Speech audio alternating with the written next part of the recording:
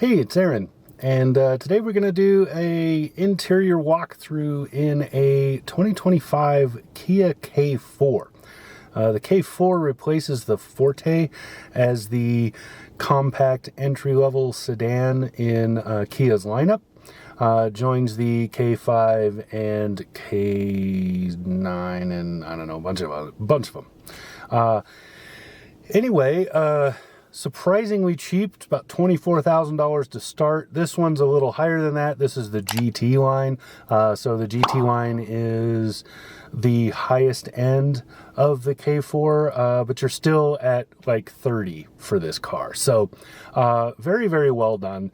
Let's take a look at this interior, because the interior is where you expect a low-cost car like this to go cheap, and Kia did not do that.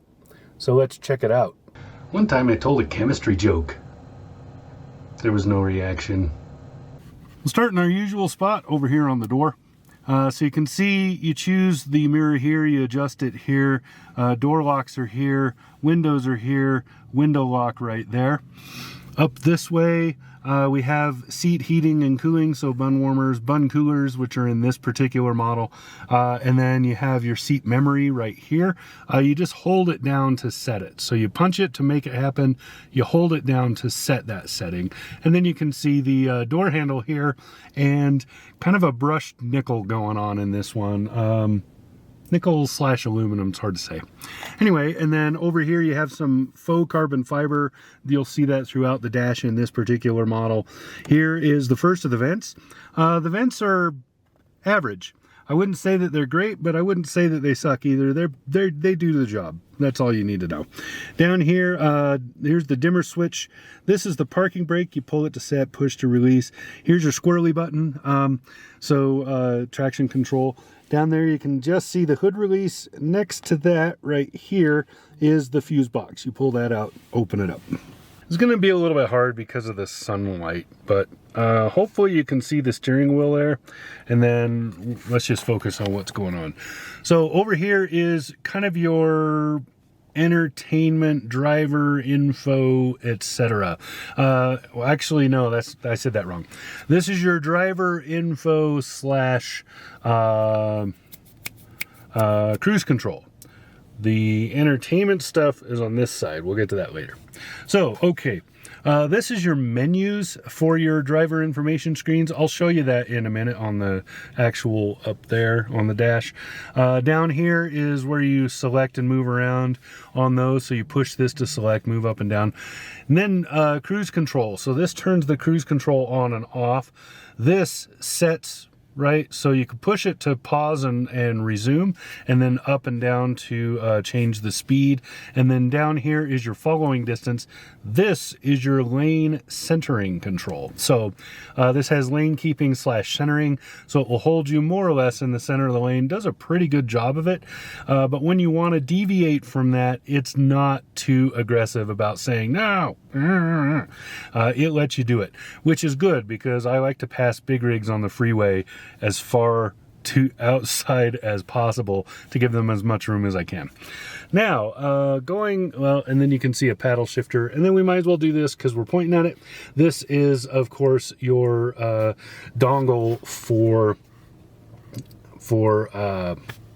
why am I having such a hard time coming up with words? Ugh. Anyway, here's your signal turns, because you should signal and then turn.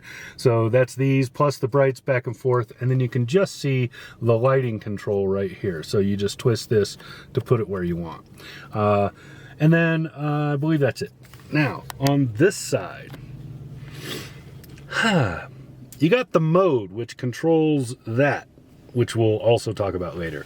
And then you have your voice controls here for telematics. It's not really, but you know, it's the usual prompt answer kind of thing. A little bit clunky and outdated at this point, but that's still what we're doing in the not luxury vehicles right now. Down here is your star for saying, I really like this, and you can favorite like music channels, songs, whatever. Over here is your telephone, so you push this to get your to connect your phone to the Bluetooth, or to make a call or hang up or whatever. And then this in the middle, this controls your tracks/stations. So down moves forward, up moves back. To key a thing, it's always backwards. Over here is your volume control. Up and down for the volume, push it to mute. Simple.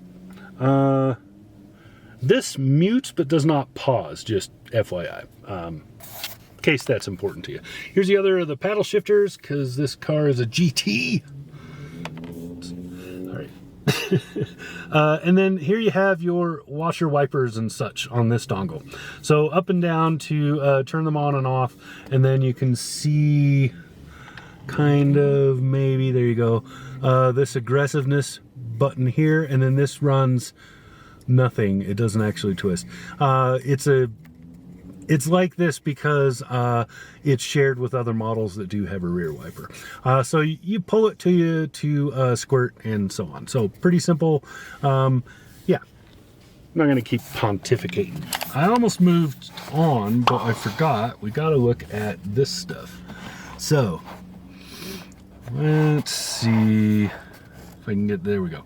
So I won't start in the middle. I'm going to start on the left. This is your speedometer. So you can see it just goes up and down. Down there's the fuel, and then you have a parking brake and some other indicators down here. Now here is the driver information screen, and over here is your tachometer. So the tachometer moves, and then you have engine heat underneath and a few other things. You can see that we have auto hold on. That's a toggle. It's on the by the shifter. I'll show it to you, but you can toggle it on and off.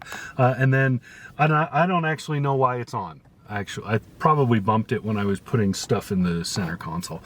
And then here is the driver information screen. So if I use these buttons on the left side of the steering wheel that I showed you earlier, I can go through a couple of the options. And then when you have one that has, if I can see it, can't really see it.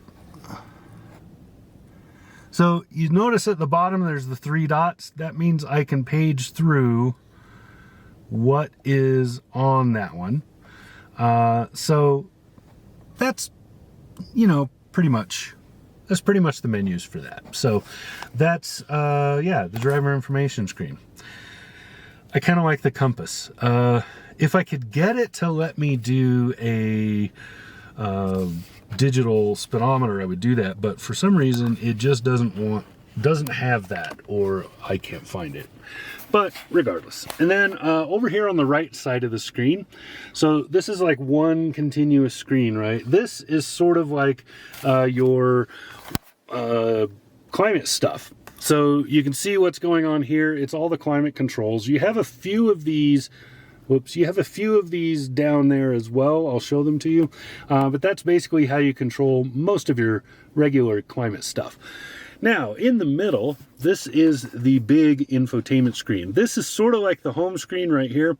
So this is kind of showing you the default. When you first start up, the default will actually usually be a map, but you can change that to whatever you want. You can see it's got the time, it's got your phone settings, here's what's on the audio, and then here's a map. You can change this stuff around to be whatever you want. It's pretty neat. Down here is hard buttons for jumping around. So you got your home screen here, map, search for things, volume in the middle, which also has a mute by pushing it. And then you can switch to media. That's jump to something that you favorited. So it will pop up a little thing and you can say, yeah, do that, or you can just favorite from here. And setup, which is how you go through and change stuff. It's pretty neat. I really like this system. It's pretty easy to use, pretty straightforward, and responds quickly. It's nicely done. If you need to know how to Bluetooth to it, I already have a video for Bluetoothing to 2025 Kias. Now, down here you have the rest of the vents, or some more of the vents, and then you have, of course, your giant Duke's light right in the middle for when you have any kind of hazards. Over here's a couple of quick controls that you're going to be using most of the time for your temperature stuff. So your climate, you can see the temperature go up and down here. Fan goes up and down here. I turned it off by pushing this down a couple times. And then you have your modes, so you can change where the air is blowing and stuff, and the temperature for the right hand side, because this is dual zone in this particular model. And then down, you can see some USB-Cs. So you can choose whether or not this is just power or power and data, and then this one is power only. This tells you if the wireless charger down here is charging something, and then you push this and you get your 12 volt right there. So pretty neat. You see this in most of the Kias now, and it's a really, really slick, simple setup. Down here, that's the wireless pad I was talking about before, plus a little extra room. It's all rubberized and all of that good stuff. Here's your start-stop button, and then here is the shifter. So the shifter is like most vehicles, so you push the button, you move it back, and then if you want manual control, you can do that, and then you can shift either with this or those paddle shifters up there. Then you have the auto hold I was talking about before. This is good if you're in like snow and ice and on hills and things like that. It mostly just creates a pause before the transmission engages and moves the car. And then over here you have your camera or your parking setup. So you can push this and the parking camera comes on. This does not have automated parking or semi-automated parking. I'll move my phone here now. Drink holders. I love these things. This is a real Kia thing, and I love it. Hyundai does it too, I believe. But anyway, here's like a big empty space. You can store some stuff. It's really cool. And then boom, drink holder. Boom, drink holder. I love that.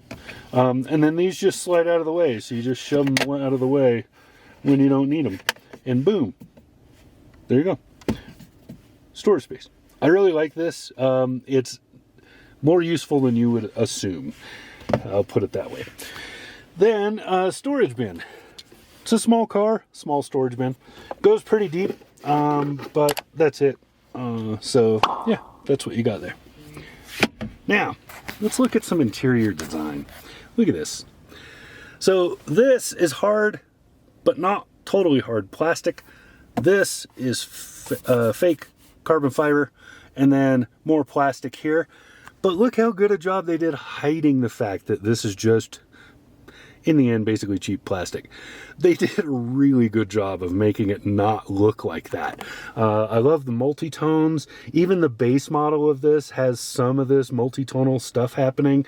The seats in the GT line are phenomenal. Really, really good sport bolstering. But the seats in the regular one, pretty much just as good. They just don't have these heavy bolsters on the side. And then back here, good size back seat, decent amount of cargo space. I hope I took a photo of that. I don't remember, but I hope I did. But anyway, that's the 2025 Kia K4. Really well done little vehicle in here. I am amazed at how nice this interior is for how low cost this car is. So kudos to Kia for pulling this off. This is a great job right here. So yeah, I think that's it. I'm gonna call it. This has been Aaron. Talk to you again soon.